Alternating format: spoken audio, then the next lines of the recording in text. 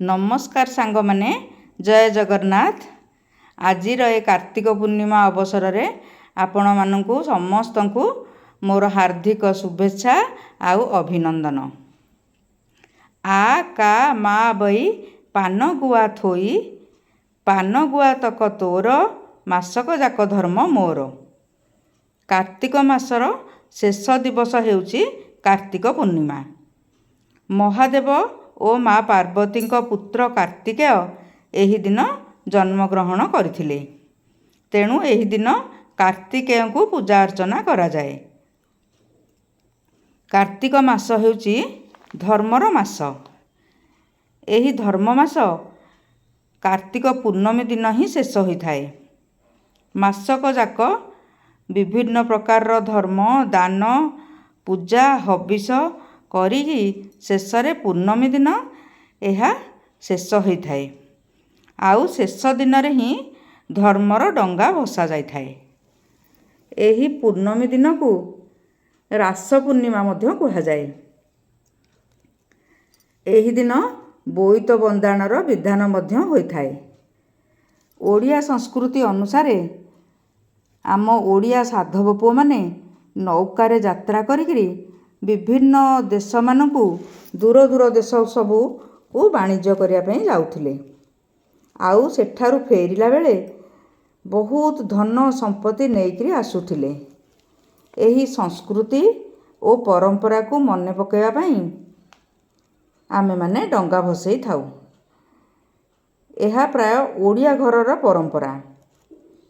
एही दिन साधव बोहू माने साधव पुओ मानकु बंदापना करी वाणिज्य कारोबार पई अन्य देश को समुद्र मध्य जीवा पई पठाउथिले।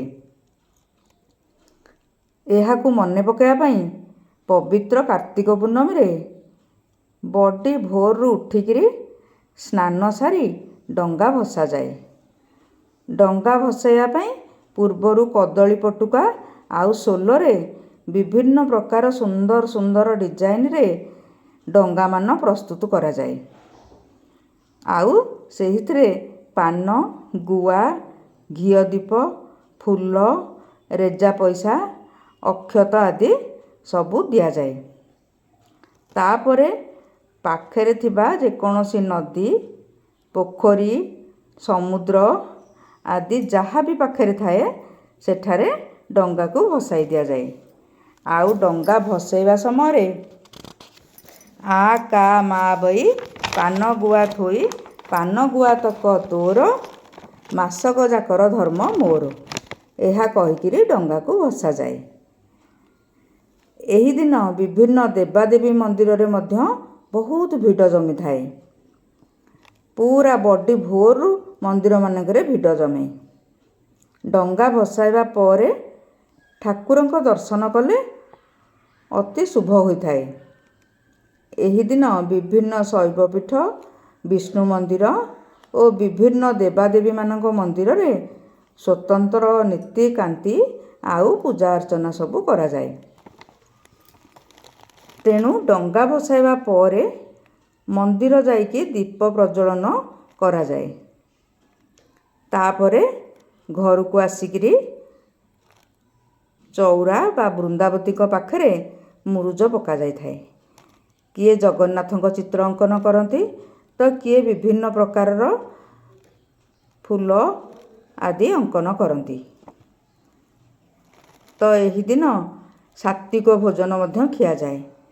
अरुआ अन्न डालमा खट्टा खीरी एही भली भाबरे सबु सात्विक भोजन मध्य एही दिन करा जाए। एहा हेउची हमर ओडिया मानकर कार्तिक मासर महिमा। आशा करुछि आपण मानकु भिडियोटी भल लागिथिबो। जदि आपण मानकु भिडियोटी भल लागि थाए तेबे लाइक शेयर आउ सब्सक्राइब कर दियंतु।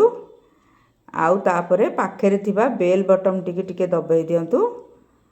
तो प्रथमे आपण मानकु मु जो वीडियो अपलोड करी तार नोटिफिकेशन आपण मानक पाखरे पहुँची जिवो।